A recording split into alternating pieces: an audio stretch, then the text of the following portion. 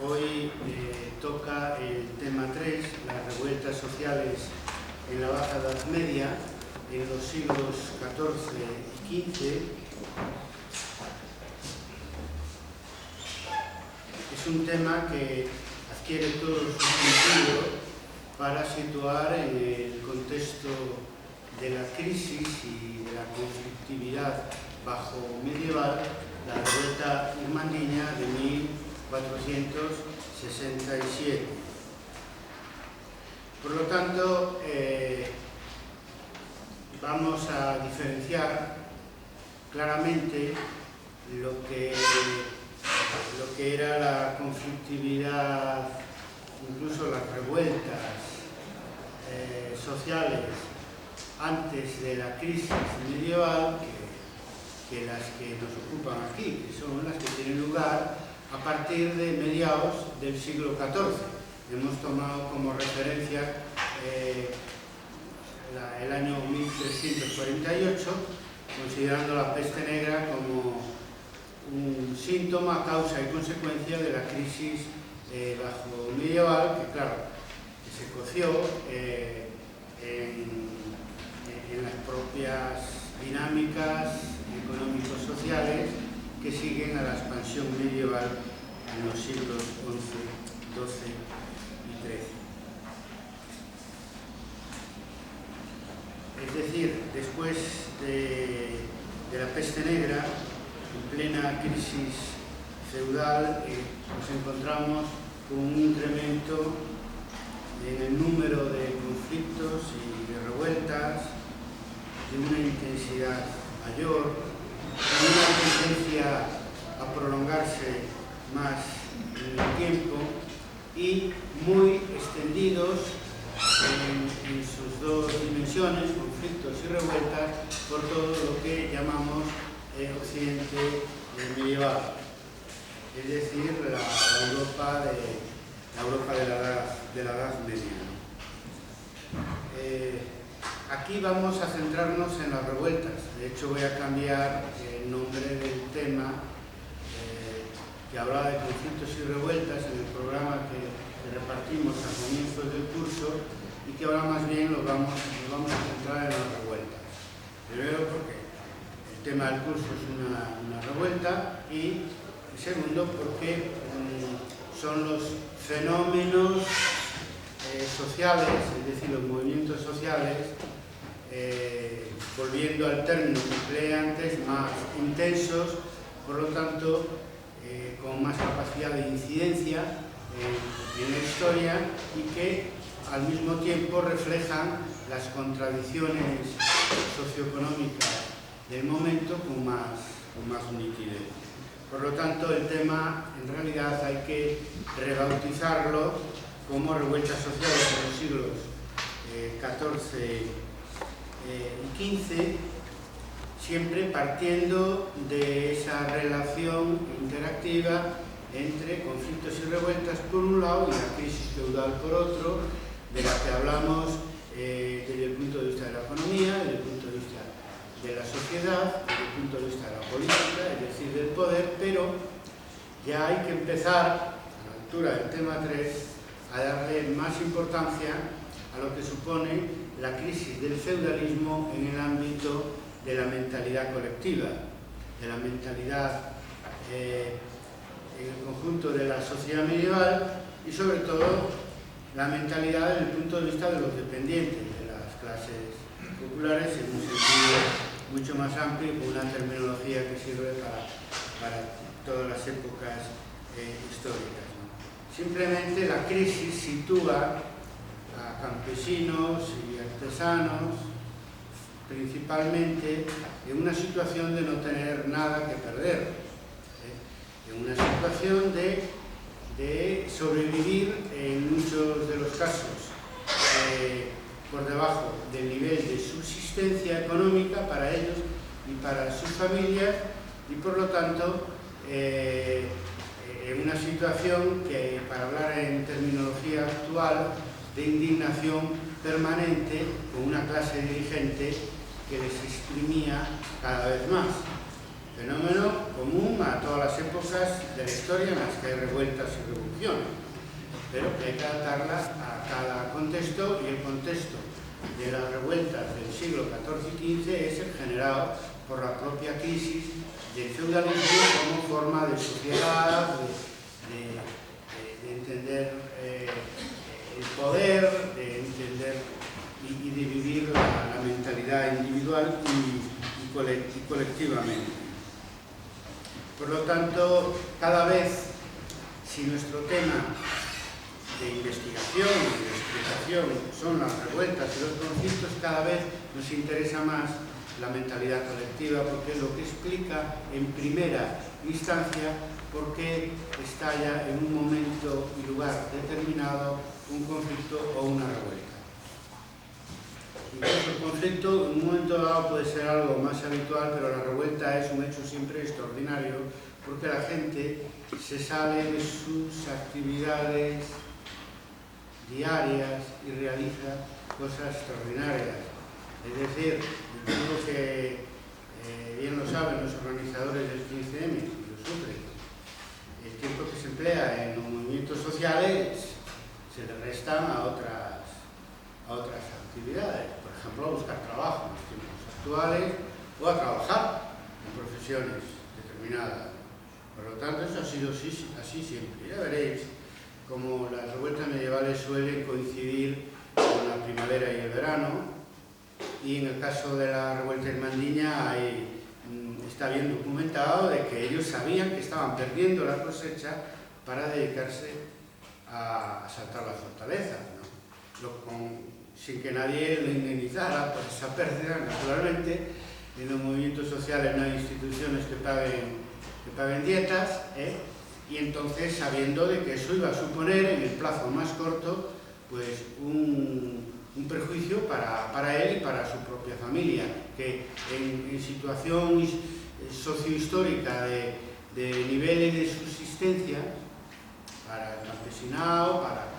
los artesanos pobres, pues claro, eso es grave, una apuesta de futuro que se hacía, ¿no? Para resolver un problema de fondo, pues eso supone de entrada incrementar sacrificios en el plano individual y en el plano familiar. Es muy importante la mentalidad, porque se explica la acción histórica desde el punto de vista de las motivaciones que tiene, en este caso los rebeldes, para hacer algo que no habían hecho antes, en la mayor parte de los casos, y que no volverán a hacer nunca, porque es algo que sucede pues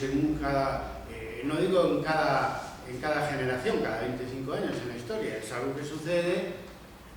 pues 1 o 2 o 3 veces en un siglo, ¿no? Si se está viviendo una época de cambio y de crisis,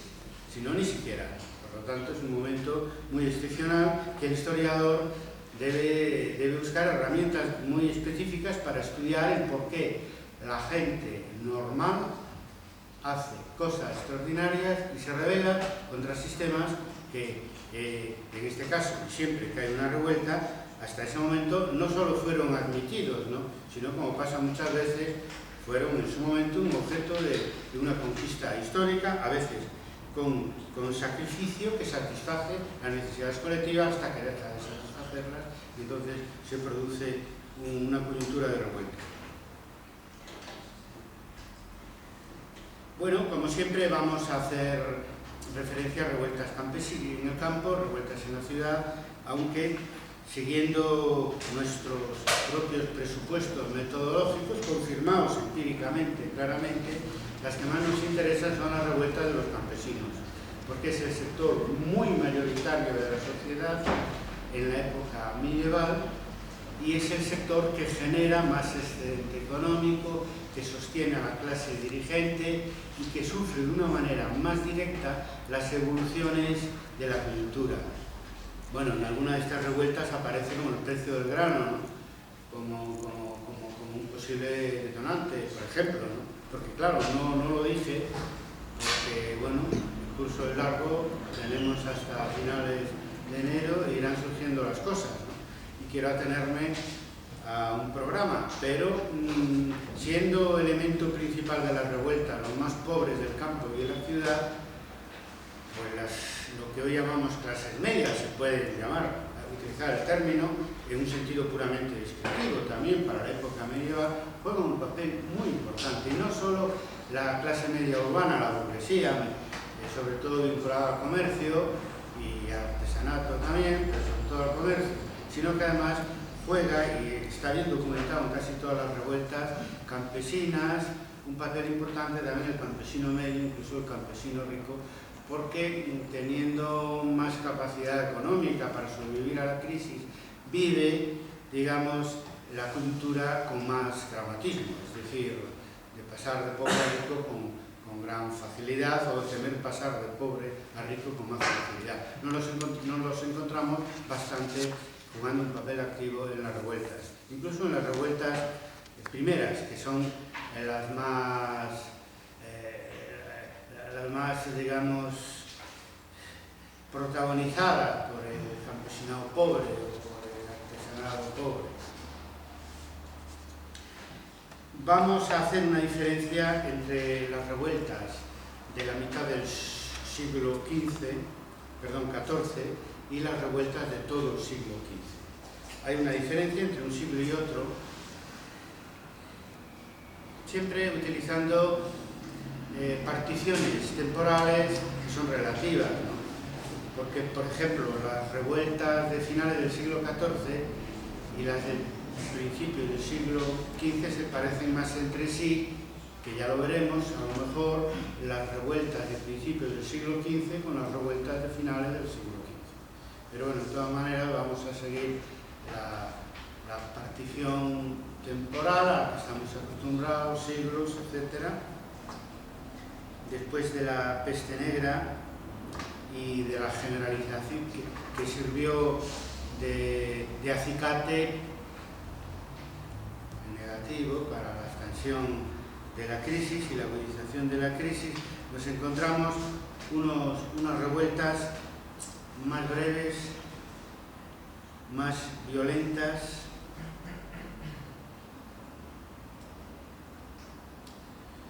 más sorpresivas para las clases dirigentes y para las clases subordinadas, subalternas, como decía Antonio Gramsci. Y son, por lo tanto, unos primeros ensayos para lo que serán realmente las revueltas que adquieren carácter de revolución conforme avanza el siglo XV. En el siglo XV tenemos revueltas de una mayor duración, donde ya encontramos resultados exitosos, encontramos unos protagonistas que han aprendido de las primeras experiencias, que se saldaban con represión exclusivamente. Tenemos unas revueltas en el siglo XV no solo más prolongadas en el tiempo, sino además con una incidencia mayor en la sociedad. Por ejemplo, aparece ya con más frecuencia el ámbito nacional medieval, que no es el nacional siglo XIX, ya que estamos acostumbrados, vinculados al Estado-Nación, a lo que podemos llamar comunidades nacionales en la época medieval, que después, en la época moderna, unas fueron base de grandes estados y otras, como en el caso de Galicia y Cataluña, pues se quedaron como naciones de origen medieval sin Estado hasta el día de hoy, que hago una mención no solo porque hablamos desde Santiago de Compostela, la capital de Galicia, sino además porque es que le vamos a dedicar una especial atención a las revueltas gallega y catalana de finales del siglo XV, que para mi opinión son, digamos, son las revueltas europeas más acabadas en vísperas de la modernidad. Otra cosa es que para un historiador francés eso probablemente sea muy difícil de reconocer, porque en la historiografía pasa como en todo, es decir, un país que tiene en un momento dado un predominio económico, político y cultural, y eso deriva en predominio historiográfico, considera, a veces con razón, que el feudalismo clásico nace en Francia, naturalmente, considera lo que es periférico como algo inferior, pero al final la Edad Media, al final de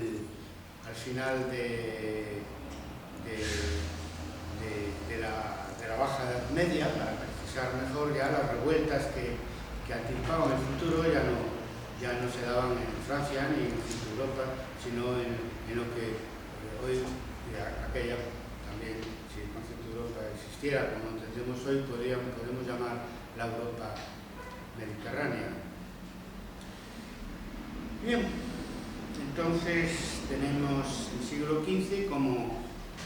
el momento en que, después de esas explosiones del siglo XIV, maduran procesos más serios de revuelta y de revolución en Europa, que tienen, decía, la máxima expresión para nosotros en la revuelta irmandiña en Galicia y en los países de Remensa de Cataluña. Vamos ahora a centrarnos en las revueltas más importantes, desde la peste negra hasta el inicio de la Edad Moderna, que a efectos del relato historiográfico que queremos desmenuzar aquí, pues son la Jacquerie, 1358,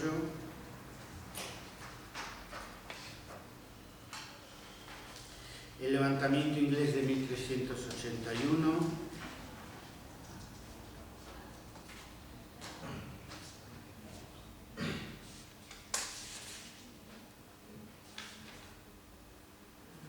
la revuelta de los Ciompi en 1378,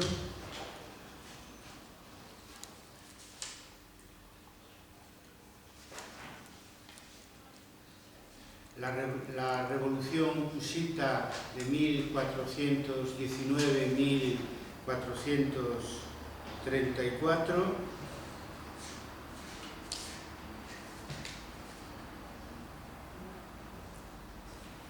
y finalmente ya la revolución irmandiña en 1467-69 y la revuelta de los países de Remensa, que termina en 1486 en Cataluña.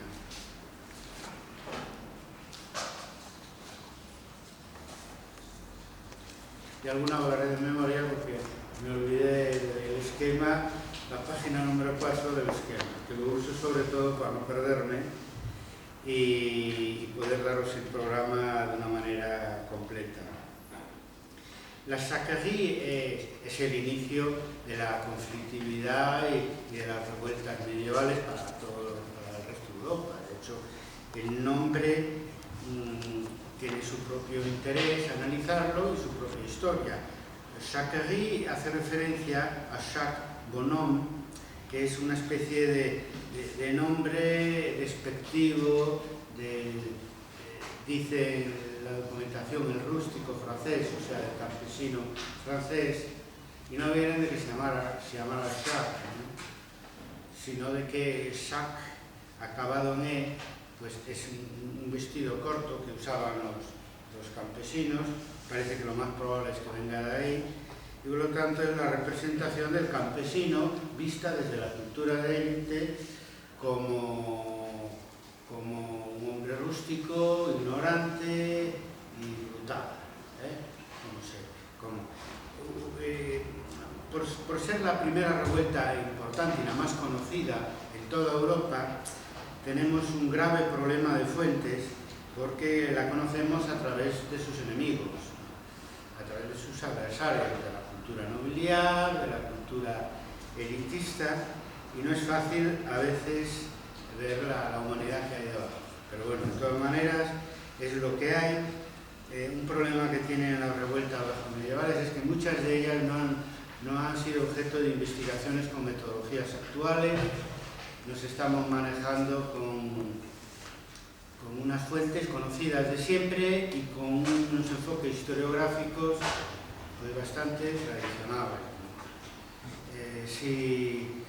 A diferencia, por ejemplo, sobre todo en Francia, a diferencia del caso del levantamiento inglés en 1381, que lo investigó Ronald Hilton de la escuela Pasan Prese, en fin, de una manera más actualizada, ¿no?, desde el punto de vista metodológico. No es el caso de la Sacrerie, salvo que en los últimos años hubiera algún nuevo acercamiento desde el punto de vista de la investigación, que yo es que tampoco lo he seguido últimamente, ¿no? Entonces, de todas maneras, lo que tenemos son las fuentes, que son bien conocidas,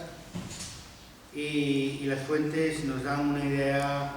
tenebrosa de la revuelta, una idea muy negativa de la revuelta, y yo no sé si es que no hay fuentes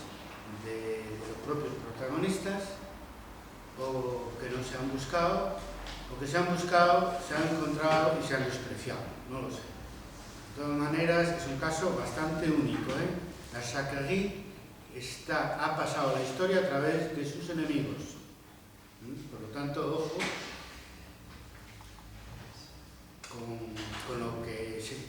con la historiografía que se lee sobre la Sacrerie en este sentido, porque está muy mediatizada, sobre todo por parte del cronista Froissart. Bueno, surge en los meses de mayo-junio, se desarrolla durante los meses de mayo-junio de 1358, 11 años después, 10 años después del estallido de la peste negra, en el marco de una crisis agraria importante, y dura 10 días aproximadamente, nada más. Se desarrolla en la comarca de Beauvais, Ile-de-France, o sea, muy cercano, en la planicie francesa, muy cerca de París, y surge de un enfrentamiento dialéctico que llegó a las manos entre un grupo de campesinos y una banda de malhechores, de caballeros malhechores. Por lo tanto, como pasa en casi todas las revueltas, no solo medievales, se inicia con un sentimiento de agravio por parte, en este caso, de los campesinos. Los mismos contra lo que ellos se rebelan, no los caballeros malhechores, sino los caballeros, claro, señores del reino, pues son los que después, a través de su cultura, nos cuentan esta revuelta, con lo cual digo que las fuentes son muy sospechosas, pero es lo que tenemos. En principio, esas fuentes, sobre todo el cronista Froissart, habla de un estallido extremadamente violento donde los campesinos simplemente asesinan a todos los que se ponen, a todos los que consideran sus adversarios, y caballeros, familias, etc., asaltan los castillos, algunos, asesinan a todos los miembros de la familia. Aparece una historia de una mujer aristócrata embarazada que la matan, etc. Es difícil saber si esto es cierto, porque no tenemos otras fuentes para contrastar. Yo, de entrada, como coincide este planteamiento de la extrema violencia de la revuelta con otros autores, también de la clase dirigente, pero quizás menos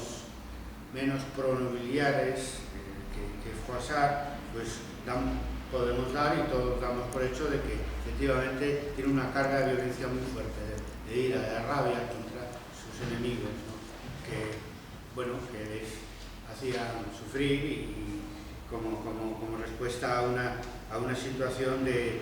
que la crisis había agravado, de extrema explotación, etc. Su líder fue Guillermo Carle, que, como es habitual en esta primera fase de las revueltas bajo medievales,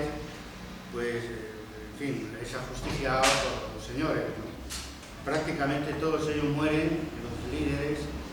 en la revuelta. O sea, una vez que termina la revuelta, es más, bien por la espada, por horca, o mediante la tortura, los acaban matando a todos los dirigentes,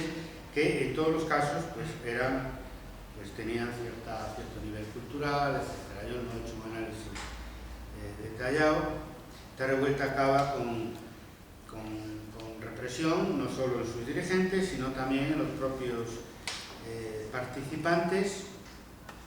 y estuvo a punto de prolongarse más tiempo, pero la inexperiencia hace que las primeras tentativas de revuelta fracasen, porque el propio hecho hiperviolento de la revuelta es en parte prueba de la inexperiencia como pasa en general en la historia de los movimientos sociales. Son casos donde pues, eso desencadena guerras civiles o lo que sea, o sea originado por una guerra, que también pasa, etc. En general, claro, los que protagonizan movimientos sociales saben que lo importante es conseguir el objetivo, no vengarse de los enemigos, ¿no?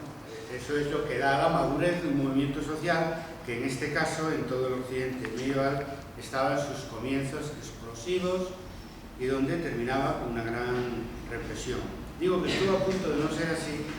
porque paralelamente al levantamiento en las zonas relativamente cercanas de la capital del reino, de París, Etienne Marcel, que era el preboste de los mercaderes parisinos, había tomado el poder en París, también en una dinámica de revuelta social, y buscaron mutuamente Guillaume y Etienne, buscaron una alianza que simplemente no tuvieron tiempo de desarrollarla, porque desde París Etienne Marcel envía alguna unidad militar de tipo miliciano, milicias, como es lo habitual en todas estas revueltas, de artesanos, de gente de la ciudad. Él en ese momento controlaba el ayuntamiento de la mairie de París y bueno, aún así no consiguen evitar que un miembro de la aristocracia parisina vinculado al rey, que era al mismo tiempo rey de Navarra, Carlos II de Navarra, que los franceses le llamaban Carlos el Malo antes de esto, creo yo. Pues él le presta al rey francés y a su familia el servicio de derrotarlos y reprimirlos después. El rey de Francia, ante Etienne Marcel y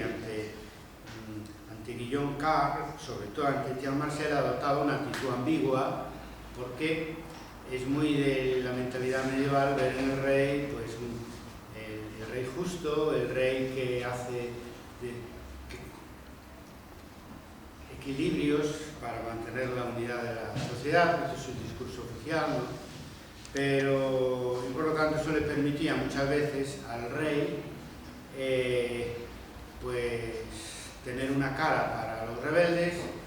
y otra cara para, en este caso, la gente noble que lo rodeaba, que fue quien organizó la represión de los rebeldes, de lo que salió, pues eso, la ejecución de Guillaume Carr y la represión posterior de buena parte de los protagonistas. De una parte de los protagonistas. Tener en cuenta que la Jacquerie nace en Beauvais, se extiende a Normandía, alguna de las zonas limítrofes,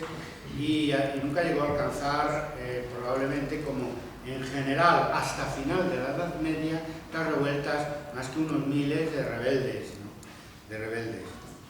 Es decir, que los 10.000 que estábamos el sábado en la Plaza del Obradoiro, más o menos la mitad de la Plaza del Obradoiro, podríamos, si no fuera que estamos por la vía pacífica, porque somos inteligentes, podríamos haber tomado cualquier palacio por ahí, ¿no? Éramos suficientes. Eso, conforme avanza ya el siglo XV, ya no es así, ya eso es así a nivel local. En las movilizaciones de alcance nacional ya se suman ejércitos evidentemente mayores y por eso duran más las revueltas, porque les cuesta mucho más derrotarlas en el plano militar, porque lo que tienen las revueltas, a diferencia de los conflictos simples, es que al ser movimientos armados, pues eso solo consiguen derrotarlos militarmente. Y ahí es donde también la inexperiencia de los rebeldes juega un papel importante, porque estos rebeldes que nos vamos a encontrar, sus líderes son pues mercaderes, campesinos, pequeños hidalgos, artesanos, etc. y eso sí que lo sabemos por la revuelta irmandiña, donde la Santa Hermandad nombra como capitanes de las unidades militares a caballeros, claro, a los que tenían experiencia de armas, que es lo que no pasa en la primera revuelta, donde efectivamente incluso, no sé si hay alguna investigación detallada que lo confirme o no, pero parece ser que en su origen la revuelta es espontánea y después buscan algunos líderes o surgen algunos líderes, ¿no? Pero al principio no había quien, ellos mismos tenían que cada hora, porque si eso duró 10 días, en cada hora ver qué hacían. Aún así tuvieron tiempo de desplazarse hacia París, de conseguir esa alianza que no pudo ir adelante. Primero la clase nobiliar parisina derrocó a la Jacquerie y después a Thiers-Marcel, naturalmente, que tardó más, porque Thiers-Marcel tenía un gran prestigio, ¿no?, en la ciudad y un consenso muy amplio. Esto no lo vamos a encontrar en la revuelta irmandiña claramente con una alianza muy firme, muy establecida entre la burguesía urbana y el campesinado. O sea, esto, pero ya fruto no de un conocimiento previo, yo que sé, de lo que había acontecido un siglo antes en la Jacquerie, no, fruto de la propia experiencia de los movimientos sociales en la Galicia del siglo XV,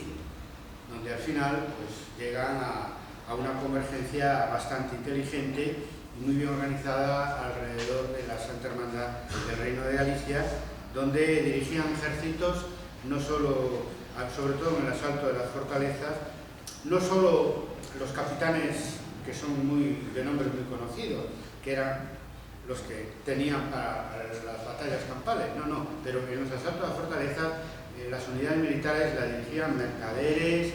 notarios, algún campesino, pequeños hidalgos, etc. Es decir, que ya, por eso digo que ahí llegamos a la madurez de los movimientos sociales en la segunda mitad del siglo XV, un siglo después de lo que estamos hablando ahora.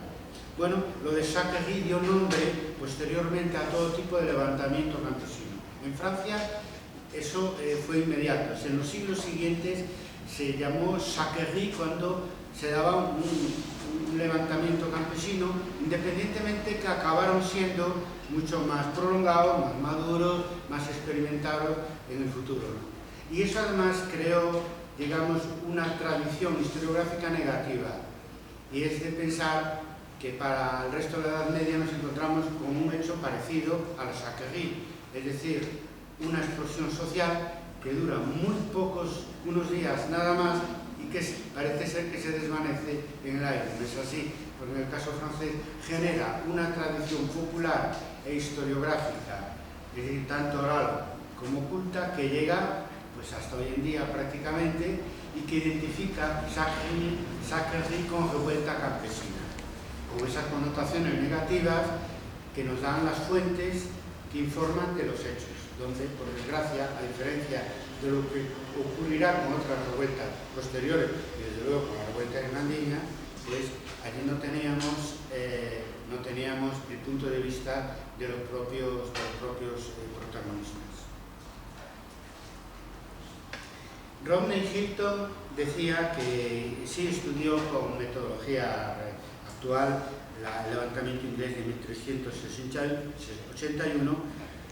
que él dice ya que tiene un ámbito nacional relativo. Vamos a ver, es inglés, pero digamos, abarca unos distritos nada más, y se extiende, como todos ellos, en dirección hacia Londres, porque también, como en el caso de la Jacquerie, no lo necesitaban, porque en eso también pasó lo mismo que pasó con la revuelta irmandiña. No necesitaban tomar la ciudad simplemente porque la ciudad está en manos de Thiers-Marcel y de los burgueses rebeldes de París ya en ese momento, que es lo que pasó con la revuelta irmandiña, donde los concejos, los ayuntamientos, no solo estaban con la Santa Hermandad, sino que en la mayor parte de los casos fueron promotores de esa Santa Hermandad. Simplemente se dividían, unos se dedicaban a dirigir la hermandad y otros seguían con la dirección del concello. Eso es lo que pasa. En el caso inglés es muy distinto. En el caso inglés toman la ciudad con el apoyo del artesanado pobre de Londres y toman la torre de Londres. En un plazo entre mayo y junio, tengo aquí, y dura un mes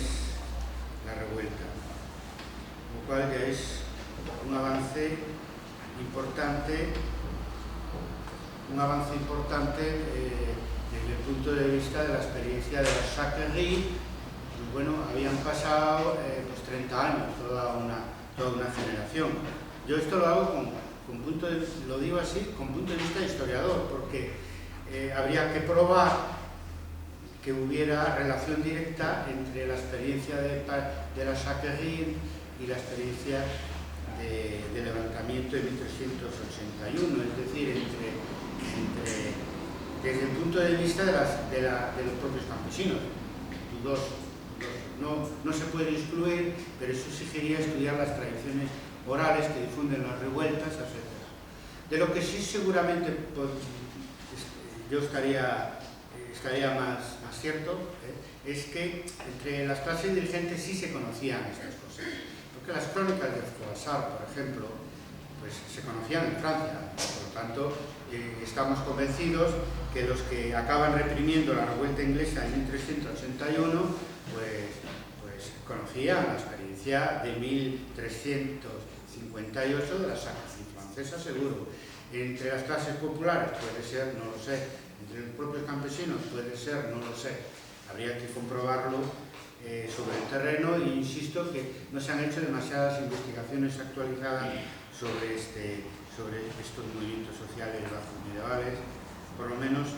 en lo que yo tengo más cerca, porque tendría que buscar a ver si hay algo nuevo en ese sentido, no creo, porque ha dejado un poco estar de moda,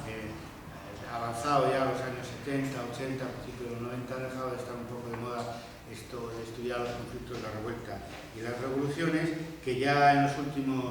última década ya se estudian más, y ahora pues que vivimos todos pendientes del movimiento social global ya desde 1999 y los orígenes del movimiento antiglobalización, más ahora en este año de 2011 como un movimiento de los indignados. Por lo tanto, ahora yo pienso eso que va a dar un impulso en todo el mundo también a estas investigaciones. En cada sitio es distinto. En el caso inglés es una revuelta contra los tributos del rey y su familia. Al principio es una revuelta contra el rey y su familia, y después se generaliza a todos los señores. Eso nos choca para la experiencia gallega bastante, porque aquí el rey apoya más o menos convencido a los propios rebeldes, entre otras razones, porque el rey tenía muy pocos vasallos directos que les pagaran rentas aquí en Galicia, y las rentas, y después pocos lugares de realengo, y después las rentas que le tocaban como monarca se las quedaba, en gran medida la nobleza laica, incluso eclesiástica, ¿no? Por lo tanto, aquí el rey no tenía nada que perder y apoyó a los rebeldes. Sin embargo, en Francia el detonante son los tributos del rey. Acaba siendo una revuelta donde, por respeto y por el peso de la tradición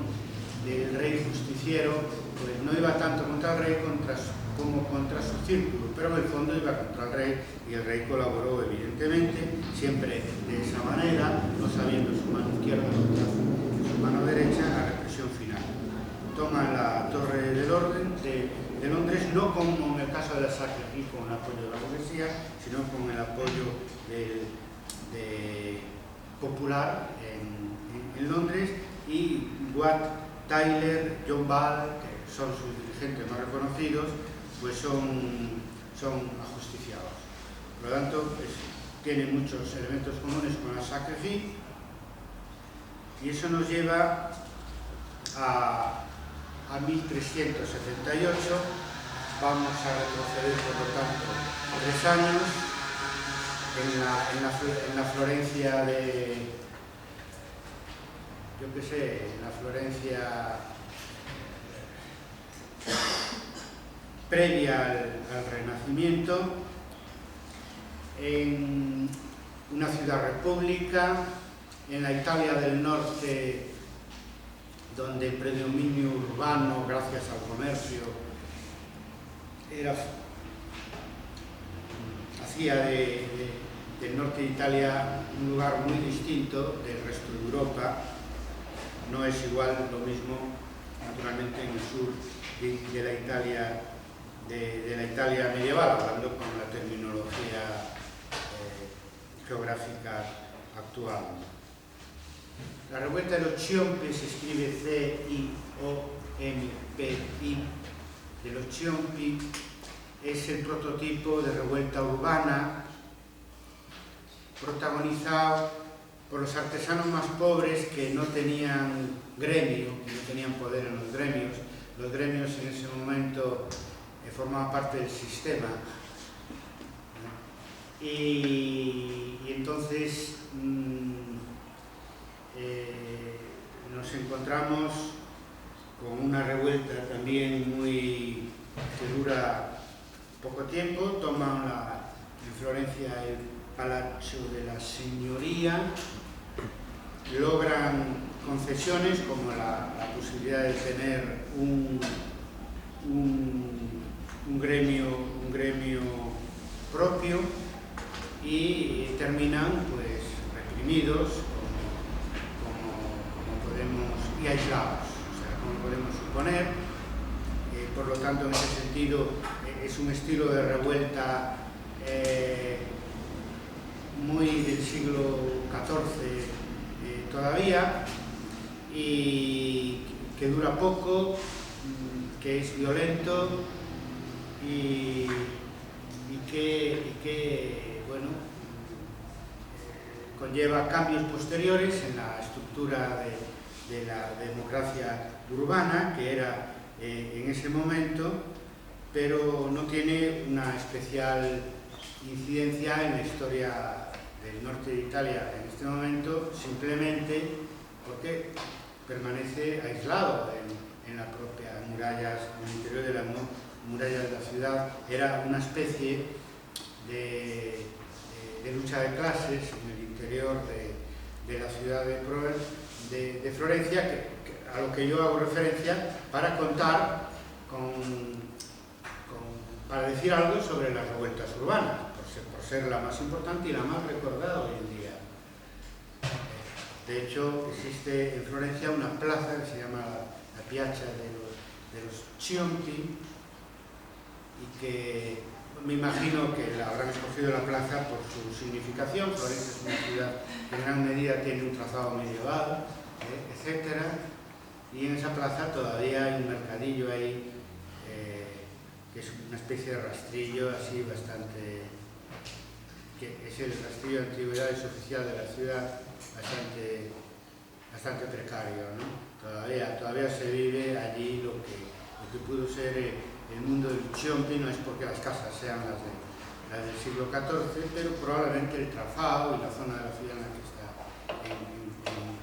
enclavada. Bueno, aquí hay, en Vigo por lo menos, hay una rúa dos irmandiños. O sea, quiero decirte que en algún sitio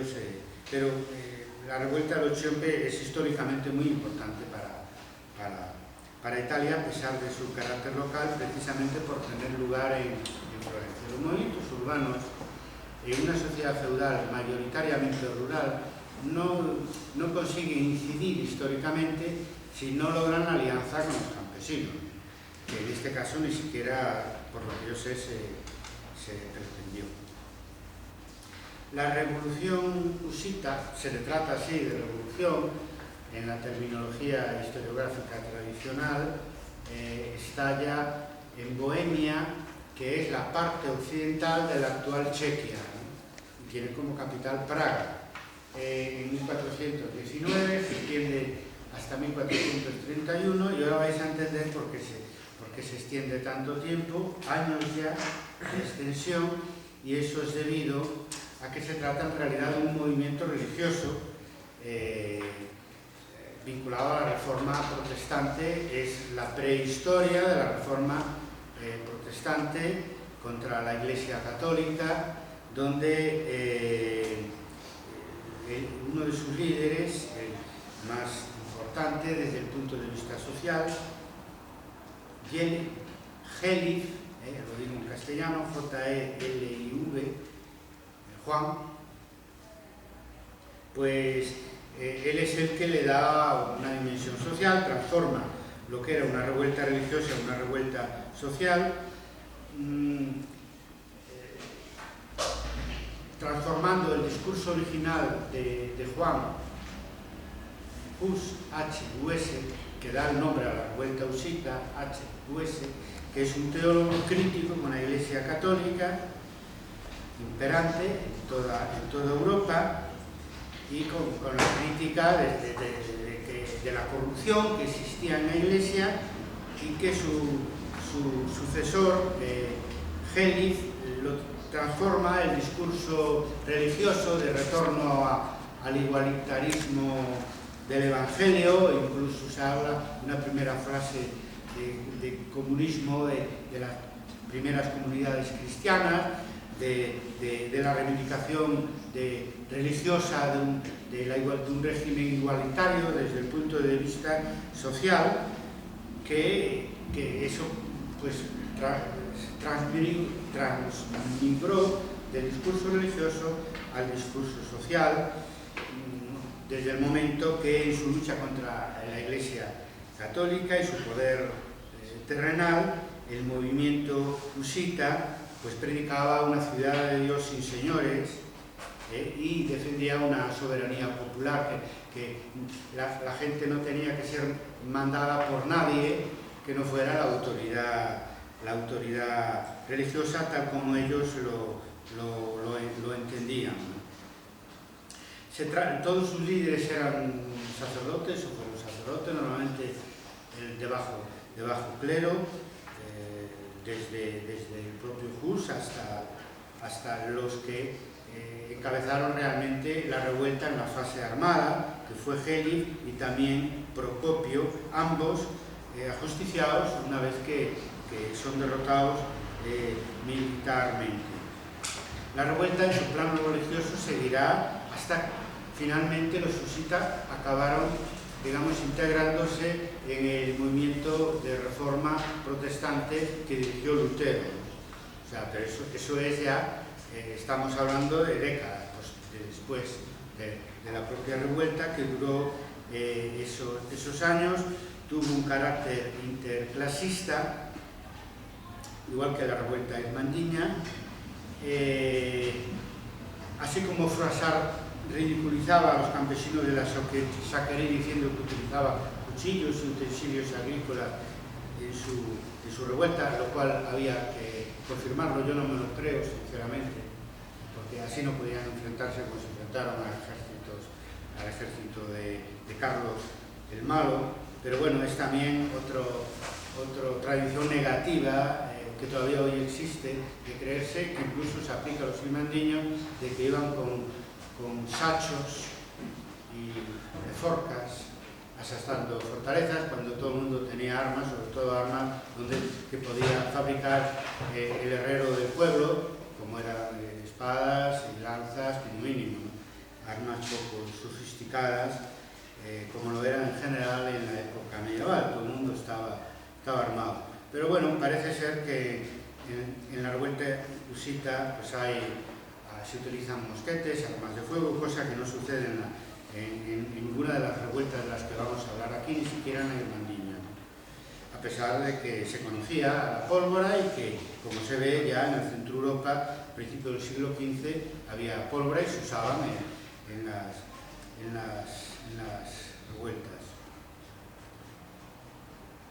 Bueno, lo más interesante de este fenómeno es el ámbito nacional, por un lado, y el ámbito religioso por otro. Es decir, nacional porque es una revuelta de toda Bohemia. Aquí ya vemos en el siglo XV un fenómeno amplio. Es una revuelta que es religiosa, es social y es nacional, en el sentido de que Bohemia constituía un reino y constituía una unidad histórica relativamente protagonista de la historia, tanto en el ámbito social como político. Pero claro, lo que más destaca y distingue a la revuelta, distinguiendo a la revuelta husitas de las otras revueltas de las que estamos hablando y hablaremos aquí,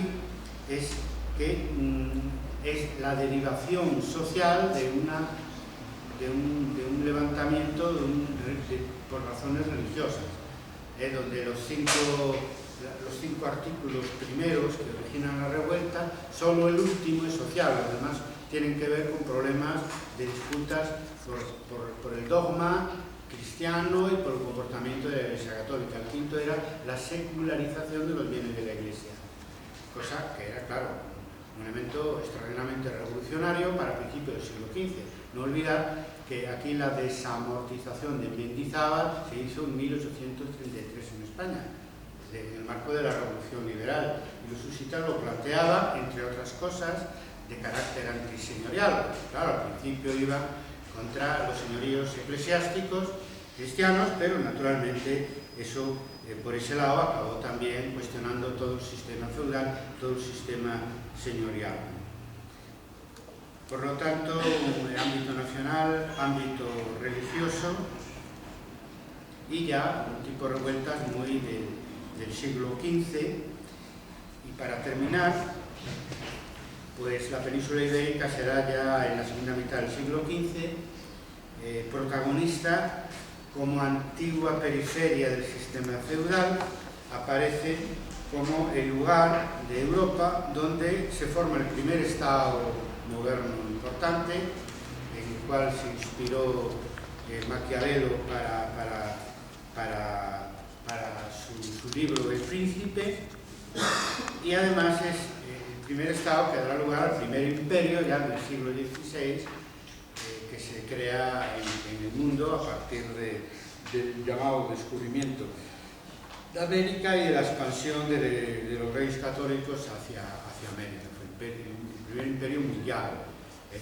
primer proceso de globalización que vivió la historia en el siglo XVI, parte de España, y en España ya había madurado en la segunda mitad del XV no solamente una sociedad política, sino una sociedad civil que da lugar a la revuelta irmandiña entre 1467 y 69, que será previa en la que se inspiran los propios reyes católicos para generar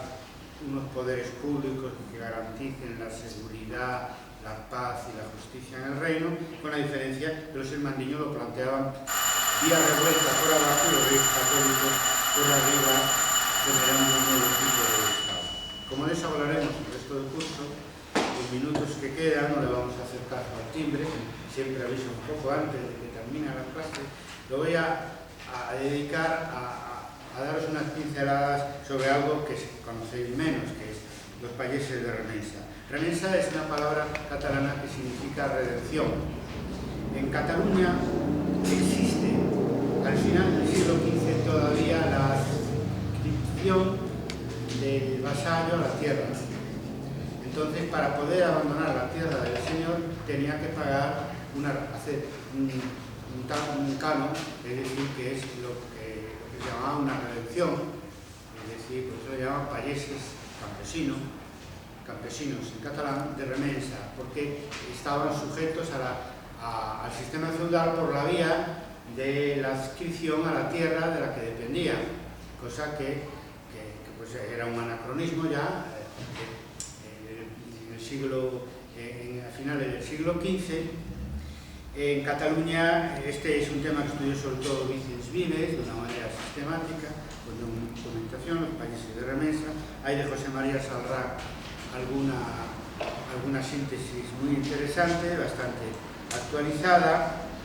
y ahí se detecta, pues, igual que en Galicia, una refeudalización como parte de la crisis medieval, una nueva nobleza vinculada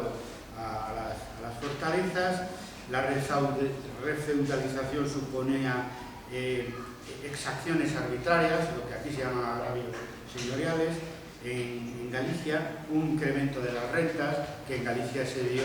por la vía también de la ocupación de los bienes eclesiásticos, y junto con el fenómeno de los Remensa, es decir, de encontrarnos todavía siervos adscritos a la gleba, a la tierra. Y pues junto con eso tenemos otros servicios y tributos feudales cuya vigencia es muy tardía. Al final del siglo XV, lo que en Cataluña se llamaban los malos usos, donde entra el derecho de pernada, el derecho al maltrato del propio vasallos y otros. Y esto es un poco lo que, por el empuje de los propios remensa, que eran los que tenían menos que perder y más que ganar, para liberarse del pago de redenciones, para ser hombres libres, pues se produce un fenómeno antifeudal y antiseñorial muy poderoso, que llevó a la revisión de las rentas feudales y a la anulación por decreto real, digamos, hablando con terminología posterior, de los malos usos en Cataluña. Eso está escrito en la sentencia de Guadalupe de 1486, donde Fernando de Aragón, un prototipo de príncipe moderno para Maquiavelo y esposo de Isabel de Castilla, es decir, Fernando el Católico, reúne a representantes de la nobleza y a los representantes de los campesinos y establece, digamos, un laudo, se le llama arbitraje, una sentencia arbitral, avalada por el rey, fruto de una negociación, donde se anulan los malos usos y se revisan las rentas a la baja desde el punto de vista de los campesinos. Eso supone la entrada del sistema señorial en Cataluña en la Edad Moderna, y es algo que en Galicia va a tener lugar también, esa revisión, a partir de 1480, cuando se forma la Audiencia de Galicia, que se pasará un tiempo muy prolongado. La documentación está en el archivo del Reino de Galicia en A Coruña, y también revisando las rentas, etc. Allí, gracias a la lucha de los países de remensa, aquí gracias a la lucha de los irmandiños, y justamente porque quien montó la Audiencia de Galicia en La Coruña en 1480 pues fue uno de los que todavía convocó a los irmandiños para derrocar algunas de las fortalezas que se reconstruyeran después de la revuelta irmandiña. La revuelta de los países de remensa tiene un ámbito nacional también, nacional catalán. El papel del rey, igual que pasará con la revuelta irmandiña, ya no es que hacer con su mano derecha una cosa y con su mano izquierda otra distintas, sin que se vea, sino que claramente ya en las postrimerías del Estado moderno, el rey, como en el caso de los irmandiños, en el caso de los países de remensa, juega un papel realmente arbitral en favor de los propios campesinos en este momento, ¿no? Influido, en el caso de Fernando de Aragón, por toda la experiencia pactista que venía del norte de Italia, siempre más cerca de Cataluña que de Galicia, lo cual no fue óbice para que la revuelta irmandiña triunfara aquí antes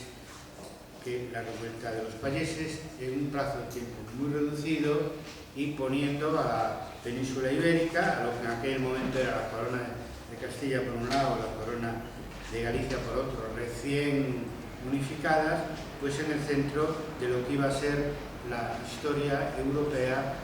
moderna, la historia europea en el siglo XVI.